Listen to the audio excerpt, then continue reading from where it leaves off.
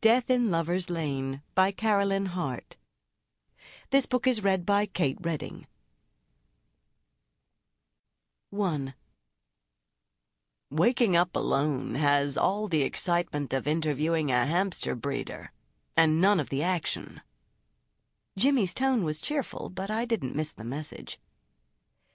We've brought each other some comfort there these last few years. I chose my words carefully and kept my voice light.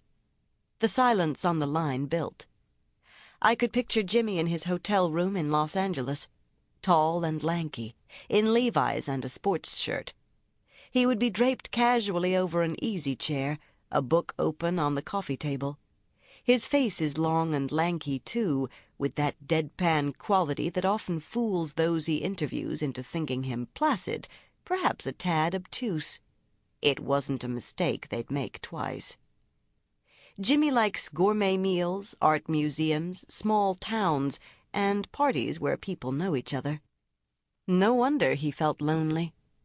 Los Angeles is a sprawl of broken dreams and lost opportunities, disconnected souls and entertainment junkies.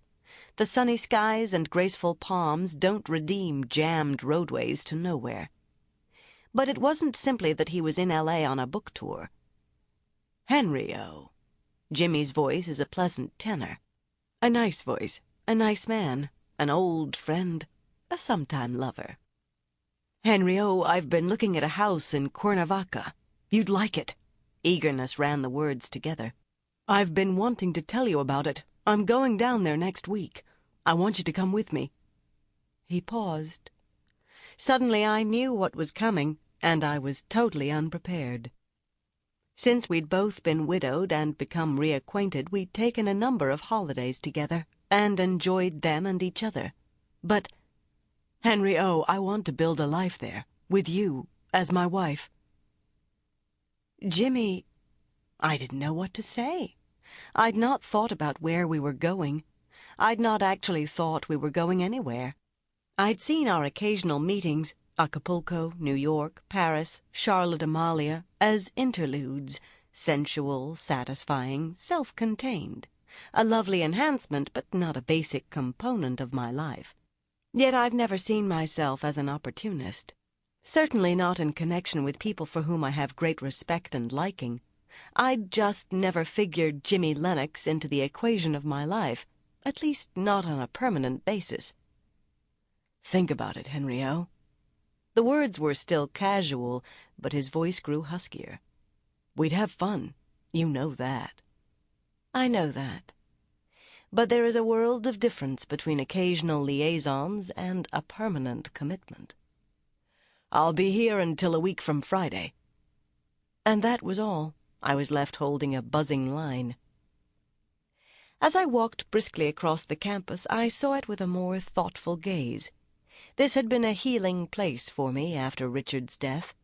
We are none of us ever prepared for the loss of a beloved partner.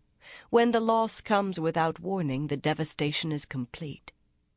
Richard's last call had ended, "I'll be home Monday. Love you, sweetheart." But when Monday came, Richard, my sure-footed, athletic, graceful Richard, was dead from a fall down a rugged cliff. He came home from the island paradise of Kauai in a coffin. One day I'd been Mrs. Richard Collins, the next I was a widow remembering how bitterly she'd grudged his island visit. Nothing softens that kind of loss. The common wisdom urges no changes for a year. I'd stayed in our Washington apartment, but the joy was gone. Millet's verse was a refrain in my heart. Oh, there will pass with your great passing, little of beauty not your own, only the light from common water, only the grace from simple stone. Richard and I had freelanced for a number of years. We'd taken assignments where and when we wanted, as long as we could work together. Without Richard, none of it mattered. It was months later when a good friend who taught journalism called on me to take over her classes while she recuperated from a broken hip. So I'd come to the little town of Derry Hills, Missouri, to Thorndyke University, and joined an unusual faculty made up primarily of retired professionals. That was 4 years ago. Now Derry Hills was home, or as close to home as a wanderer would ever know. Thorndyke was a thriving, prosperous school. I liked the weathered limestone and ivy-laden brick buildings, the curving paths among towering oaks and sycamores, the old red-brick bell tower. Most of all I enjoyed seeing students, young, old, scruffy, well-dressed, smiling, scowling, but all of them purposeful, going somewhere fast. It might be to a class or the mail-room or for a beer, but they were racing ahead. And whether they knew it or not, and many of them did, they were starting the lives they would one day lead, building the habits of success or failure, happiness or despair. I relished being a part of that. I enjoyed this hilly, wooded Missouri terrain, the misty curtains of fog in autumn, the crunch of snow underfoot in winter, the gentle greening in spring. I found each season invigorating, especially winter. But I always move swiftly, no matter the season, a woman in a hurry, though the days of hurry are past. It wasn't simply the beauty of the campus that pleased me, though it was spectacular now as the November leaves blazed. In some ways I was like an old dog luxuriating in a sunny spot, drawing strength from the vitality that surrounded me.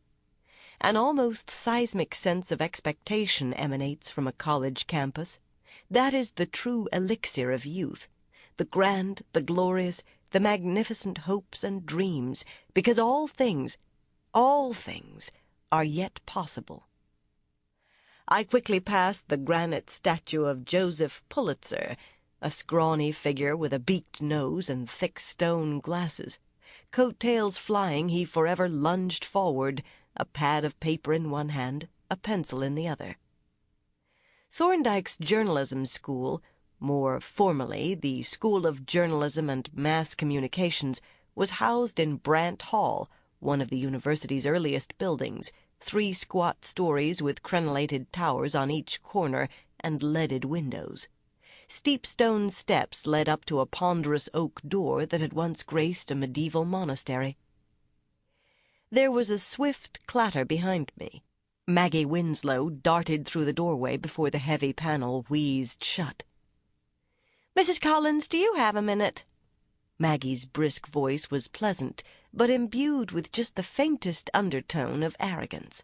And there was arrogance in every line of her slim young body and smooth, confident face. "Sure," I told her. Maggie was one of my independent study students this fall in a one-on-one course on investigative reporting.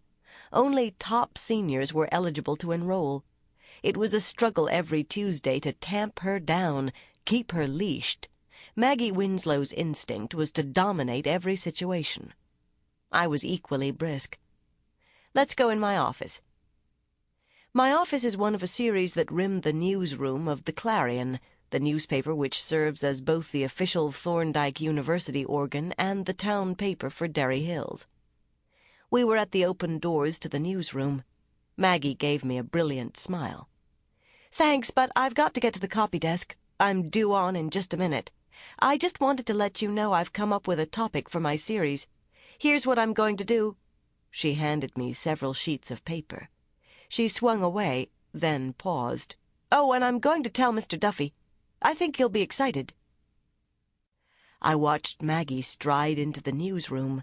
Shoulders back, head high, she moved like a queen, unassailable in her confidence. Every man in the room noticed her, of course. The other women glanced up, and I saw my wariness replayed in their faces. Maggie knew she was noticed. She liked that. She reached up to straighten the patterned chiffon scarf knotted at her throat. The silk accessory, splashed with golden peonies and swirls of mauve, set her apart, as did her navy gabardine suit, the slim skirt circus-spangle short. Most Thorndyke students slouched around in faded jeans, T-shirts, and down-at-heel Reeboks. Not Maggie. She could have walked onto the 5 o'clock news as a co-anchor any night, midnight black hair cupping a Nefertiti face. I gave a little shrug and folded the papers she'd thrust at me. I had been, in effect, dismissed by Maggie Winslow. Sample complete. Ready to continue?